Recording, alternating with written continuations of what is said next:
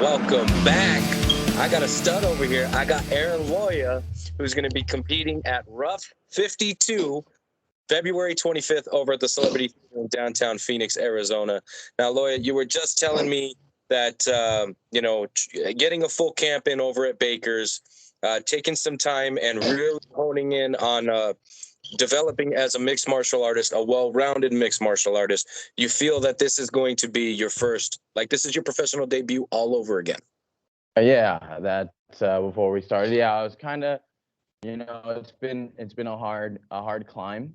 I've had, I believe, 9 fights now, and I've lost a good majority of them, but I've lost a good majority of them with little to no training of MMA. I started with my traditional background, and I got in there with more just an athletic go. I'm an athlete at heart. I got, just sporting in my blood, whatever type of competition it might be. I just like to be a competitor. So, I think my amateur knockouts, they happened because of I had good skill, I had good stand up, but it was just the athleticism that really got me through. And now I'm getting to take the athleticism and apply it to an actual, MMA training scenario where, I'm having to live on my back, I'm having to live,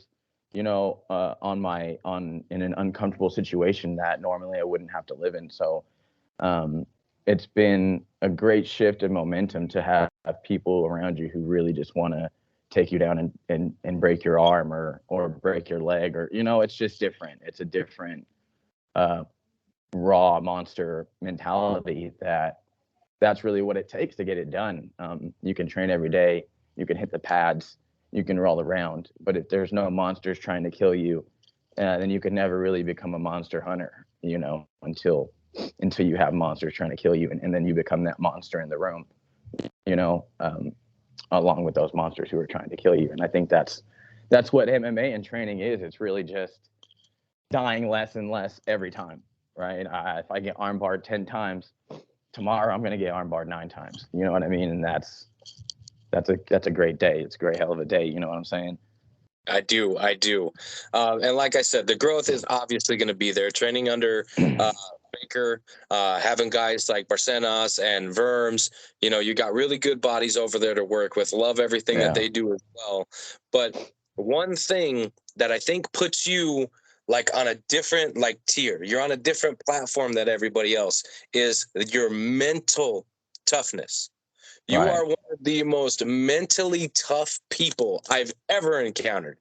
You're the guy that does what he wants and doesn't worry about what other people think about him. Yes, and sir. I think whether that's in the cage or outside of the cage, I mean, I love this look. I love what you're doing. Okay. But I still had you on the show in a half shirt.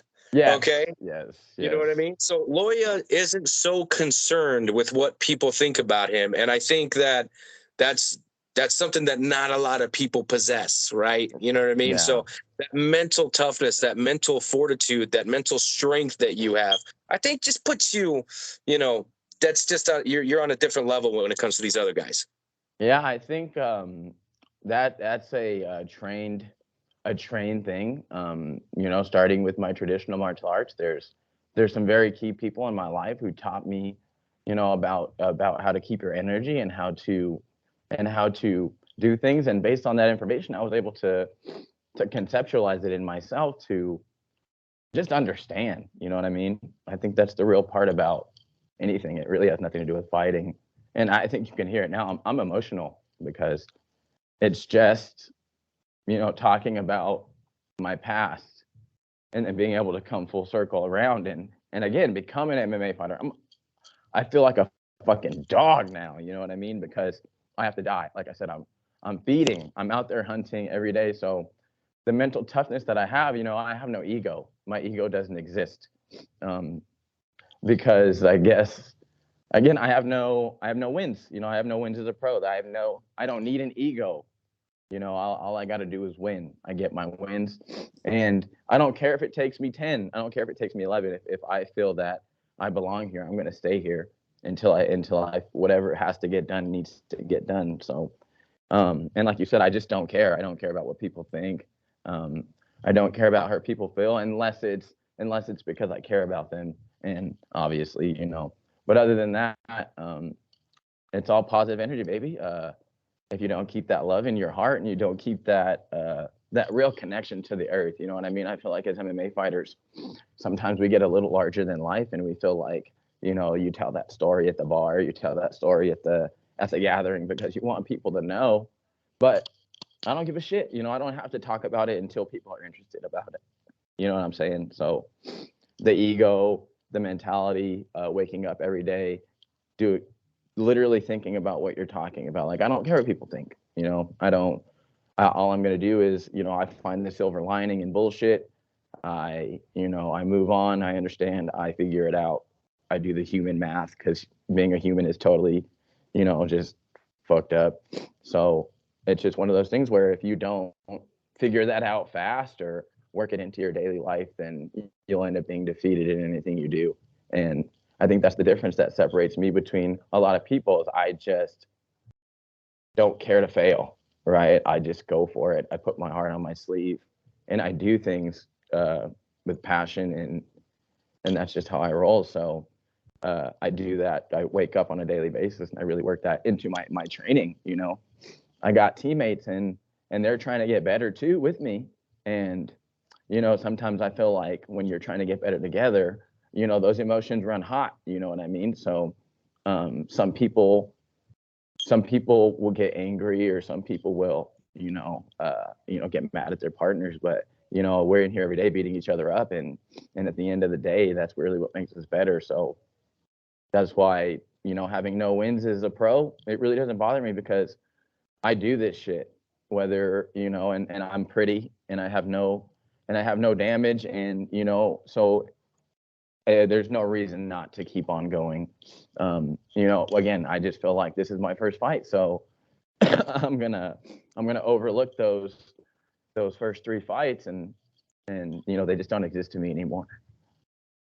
Well, I think that wins and losses, I mean, they come and go so often in this sport. I think they're pretty, like, if you look at someone's record and that matters to you, you're just Right.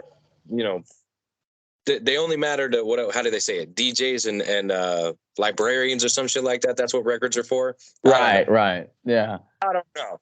But all I know is you are so well received and so well loved by the community, not even just the promoters, because they know they can call you and you'll sign a fight. You don't care who the fuck it is against you. Right. You know what I mean?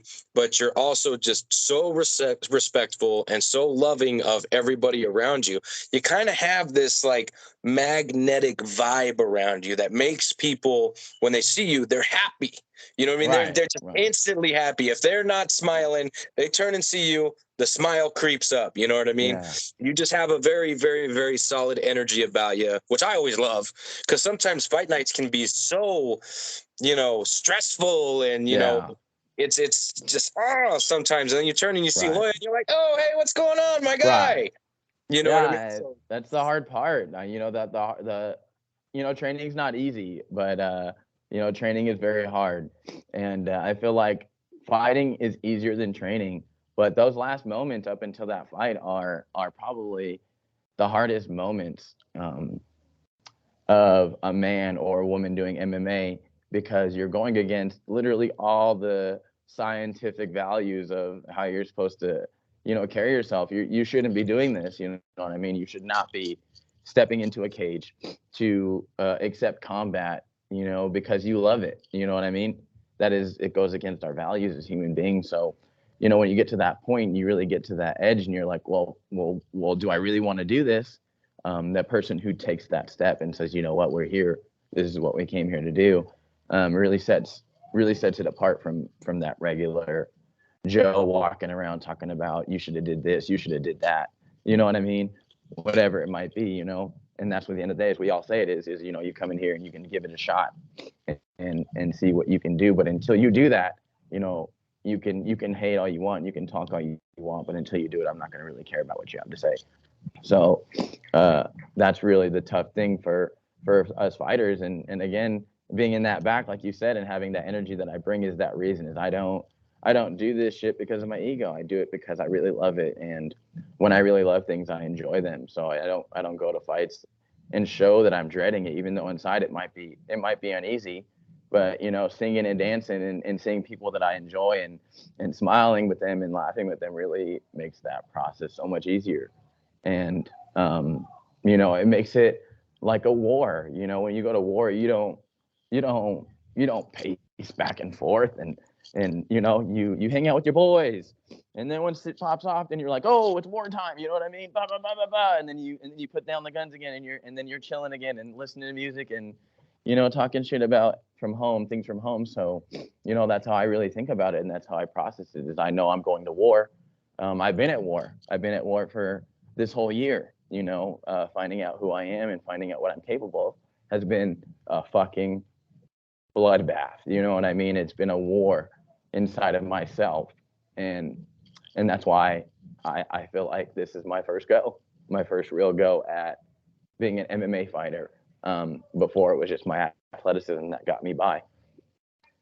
Well, and again, like I said, you're training with straight killers over there. Austin Burns Right, is one of the best grapplers in Arizona. I mean, right, there's just no two ways about it. I mean, that guy even looks at your arm you're tapping. You know what I mean? I'm right. not even shaking hands with the guy. You know what I Yeah, mean? yeah, no. Because So really, yeah, he will. He's really quick on the gun, and it's really cool. It's a really cool concept because actually my first fight with RUF um, at the state fair with Nick Alwag, that was my fight that kind of got me my notoriety here in Arizona. Austin Verms was actually in my corner, and I had a you know nice little camera crew, and I was doing my stuff, you know my high kicks and whatnot, and he came over and he you know he talked to me about you know my striking and stuff and and you know whatever you know cool thank you brother much appreciated. And then you know a couple years down the road he had invited me to Baker's, and you know I was at you know I was at my different place of training at the time, so I really was just you know hey you know thank you for the invite. I don't even know if I said anything or not, but ended up you know not going.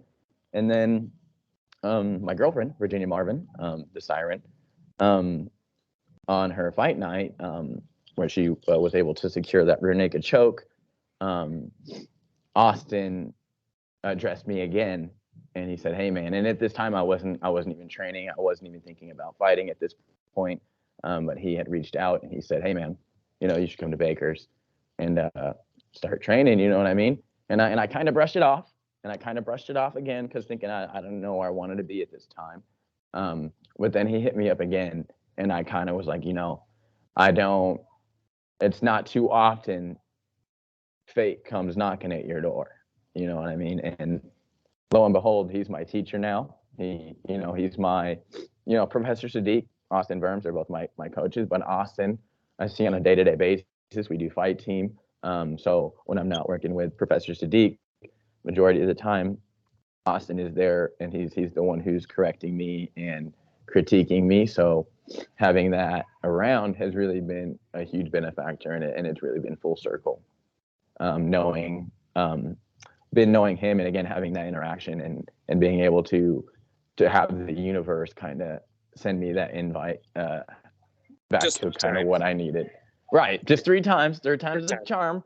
Third time, that's what they say. You know what I mean? So we might as well stick with the cliches. So I'm just wondering if you were waiting for the third time. Like, I got to get the charm. He's got to ask me three times, or I'm not. Right. Yeah, I gotta know he really cares. No, Right. no, no. Yeah, no. Because on the flip side of that, when I got here, it was war. I have been dragged through the mud and the sticks and the glass, you know, for the last year, and I wouldn't have it any other way. Well, that sounds pretty damn painful. I don't know that I want to be dragged through glass. No, no. Well, once you have Verms or Barsenias on your back, you'll understand what I'm talking about. No, I'm good. I'm good on the other side of the cage. I'll be great. You know what I mean? I'd rather call it than go Yeah. through it. You Yeah, know. and yeah, even Coach Glenn. So with Baker, again, the full circle, the fighting with him in 2015, and then coming here, and honestly, just it was just like I never been anywhere else. It was like I just fit right in. Obviously, Coach Glenn is phenomenal striker, and striking being my thing. I just came in and it was kind of just seamless. It took some time to get his kind of style, but once I kind of now that I have it, I'm able to teach his classes and work the teaching again, which is really my passion. At the end of the day, I love fighting and I love training, but being able to pass on that skill of whatever it is you can pass on is really the most satisfying thing that I've ever done. So having the ability to teach again is really something that I'm so appreciative for here at Baker's. Glad you have the platform to do so, because I believe that passion is everything, and if that's your passion, I'm glad that he's given you a space to do that. Right, right. I mean, it makes you better. Being a teacher makes you accountable. For your own ability. So it really lets you find out, what your technique is really like, and really being able to, clean everything up and go from again my stand up to my ground to whatever it might be. Backflips. I don't care. Again, the athleticism is all I'm talking about.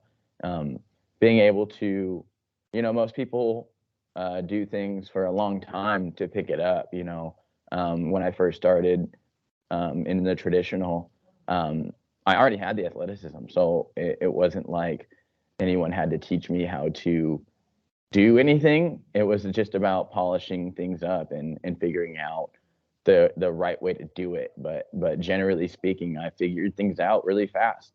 So being here and being able to spend all the time that I do here, because I'm here every day, for the most part at Baker's, teaching and training, um, it really is just giving me that freedom to blossom and again actually become an MMA fighter, and not just a guy with fancy kicks who has good striking, who that's all he's got. So and it's just I don't care to address it. It's just that's just the natural order of the training now, is because people know I train with these killers who do ground shit. So they need to know that this is my first fight. This is my first go at really feeling like a killer, feeling like I'm really capable of just boundless danger, because now I know what I can do. Now I know there is no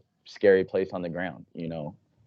I know a way out, and even if not, whatever's there isn't going to be that bad. So now I know that. Before, when I was doing more stand up and spending less time on the ground, being on the ground was a scary place. Now I'm cool being there. I enjoy being on the ground. I enjoy being able to do what I do standing up with my style on the ground. Awesome. Again, I think we're in for a special treat on February 25th. Again, competing at my favorite division of flyweight. Thank you so much. Your 125. rightful.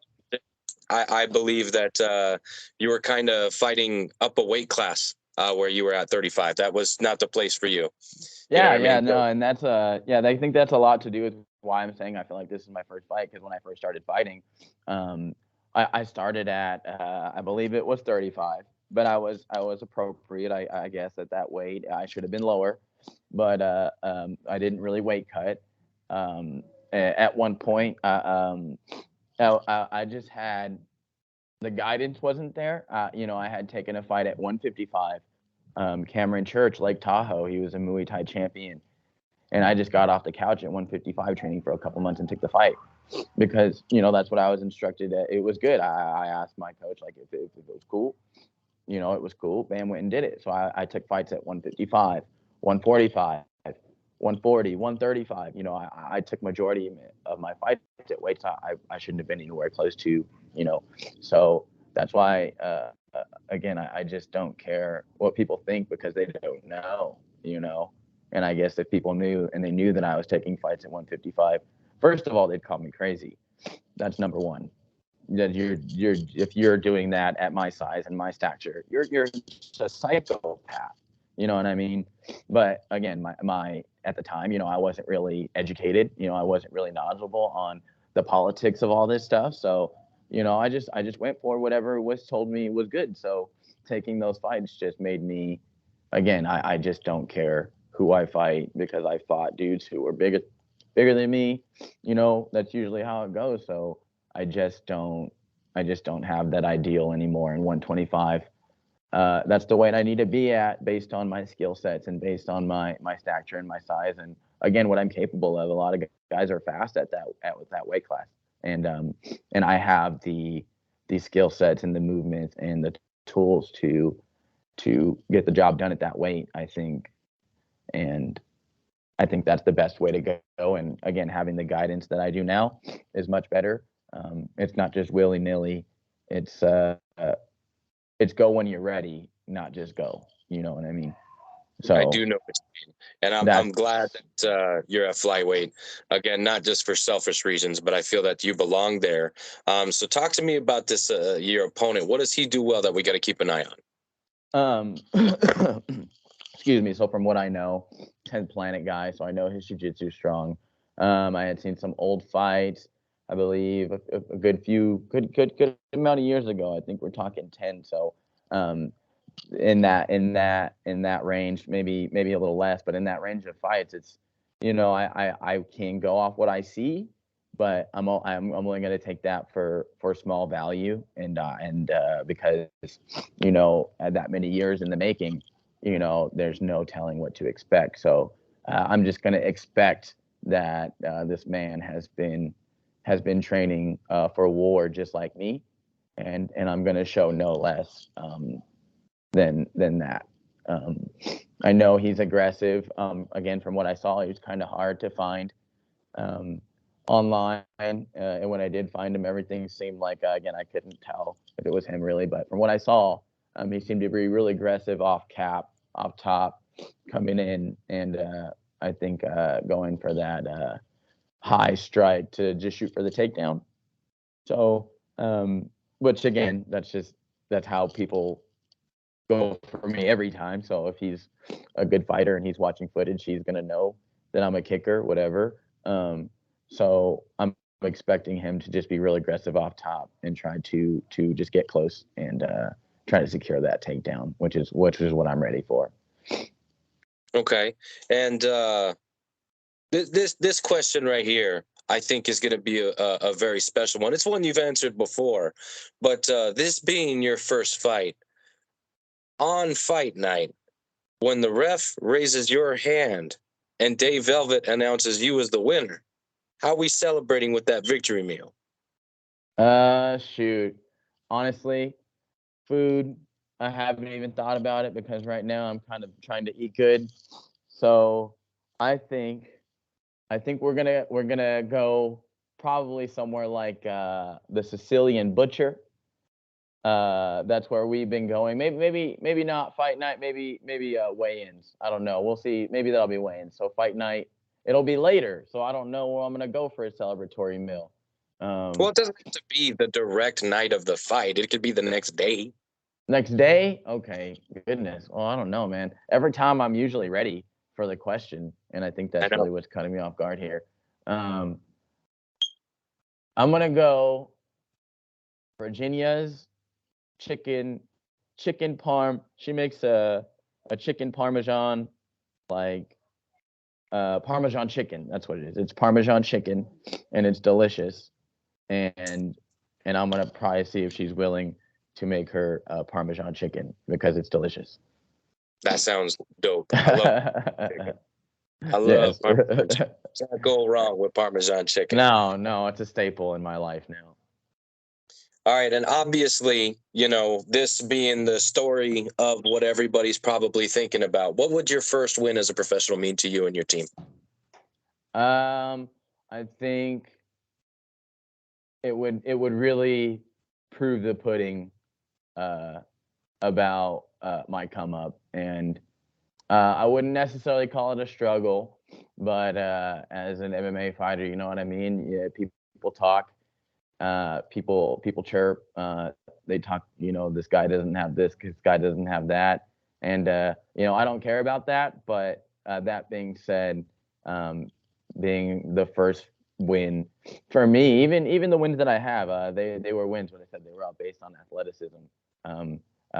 This fight, I want it to be because I planned and executed and pre-planned and put in effect the play, which is what my team has been aware of the whole time. When we're standing up, your boy, if I make any mistakes, I'm going straight to the ground every time. So I'm getting to work that every day, that stand up to ground, and again, not giving that care. So I think that's that big difference. Well, this fight's at the Celebrity Theater, of course. Right. Um, you fought at this venue before. You're at every fucking RUF event, so you're very well acquainted with the Celebrity Theater. Yes, What are sir. your thoughts on the venue itself? I love the Celebrity Theater. There's not a bad seat in the house. Uh, it's historic. It's in my city. I grew up in Phoenix. It's right next to the swap meet. You know what I mean? If you're a Phoenix kid or a hood kid uh, in Phoenix, you've been to the Saturday Sunday swap meet with your parents, and so I have a lot of memories in that place, in that area. I have, again, it's my city, so I feel like when I'm there, I put the city on my back. Phoenix is my city. I'll always claim it as my city. So fighting at the historic Celebrity Theater is always a great time, and anybody who hasn't been there needs to be there for this RUF 52 event to come watch me fight. Well, I'll be there. Yeah, I'll I'll be see you for sure. there. I'm gonna come see you. All right, awesome, man, awesome, man. Well, I'm super happy that you found a camp where you can really like plant your roots and grow. Because I Right, think as a martial artist, and as a human being, that's like super important, right? I mean, that's like right. one of the things that your parents instill in you when you're a kid. They just want to see you grow, and I think you've done a lot of that. And I'm super pumped to see this. Aaron Loya 2.0. You know what I mean? Yeah, This is gonna be like calculated violence. I think You I know, think you're gonna be I think you're gonna be thoroughly surprised um, at I at think at what I'll be happens. surprised. I don't think I'll be surprised, but I think I will be. I will be Okay. impressed. Well, after we get it done, you let me know if it was surprised and or impressed and or both equally. Of course, my man. Of course. And at the end of the interviews, I like to give my guests as much as time as they'd like to thank whoever they'd like. So, training partners, coaches, sponsors, whatever, man, take the floor. All right. I want to thank all my family, my mom, my pops for raising me to be an understanding and athletic mofo. Thank you for always pushing me. I want to thank my girl Virginia, my main support. Thank you so much. You push me so hard every day. I want to thank the Baker's Fight Team, Coach Glenn Baker, Sadiq. I want to thank Austin Verms for, again, pushing me to this level and getting me back to where I need to be. Enrique, Kayla, we got Greg, Patrick, everybody on the Baker's Fight Team, everyone at the Baker's family, all the people who come here, bring their kids, train with their kids. Everybody's on the same page. I love all of you guys. Thank you so much for entrusting me with your kids and yourselves as a coach. And I appreciate all of you and all the fans who are going to be there at RUF 52. Thank you so much. Bless up. Much love. All right. Well, I'm super stoked. 2.0 on the horizon. Cannot wait to see it. I get to be a part of it, the journey. I get to call the fight. Super pumped about that. Again, like I said, you're just a joy to be around. I genuinely mean that. Every time I see you, you get one of these. So, Yeah. Same here. I love you, my man. love you too, brother. Well, All before I right. let you go, is there anything you'd like to get out into the universe? Just love, love yourself, love the people around you, train with love, do everything with love, understand, uh, try to be a good person. Life's too short to be a hater. And so we're not going to do that. I'm glad I caught that. You know what I You're mean? good. You're good. That's all right. You get it out. That's what we're talking about. Sneeze with love, Steven. I'm going to sneeze with love. You know what I'm saying? Not so I don't get it all over my phone. Yeah, but yeah. I couldn't agree with the message anymore, my friend. I couldn't. Yeah. Well, see, I'm wearing a short sleeve, so I can't really do that. That's all right. Yeah, and I'll give you some of that. I don't give a cut because you were talking about the crop top earlier, so I just show some people the nip nip. All right, my friend. Well, again, always a pleasure to have you on the show. I cannot wait to see you fight. I'm thoroughly ecstatic. Again, favorite division, and one of my favorite people in the sport. So I will see you February 25th at the Celebrity Theater, my friend. Yes, sir. Have a great night. You too. Until next time. Later. Hey, who's that guy? That's Coach Slim Baker right there. Right there. There's the man of the hour. Guy right there. We love that bald guy. For sure. We're about to close up shop and get up out of here.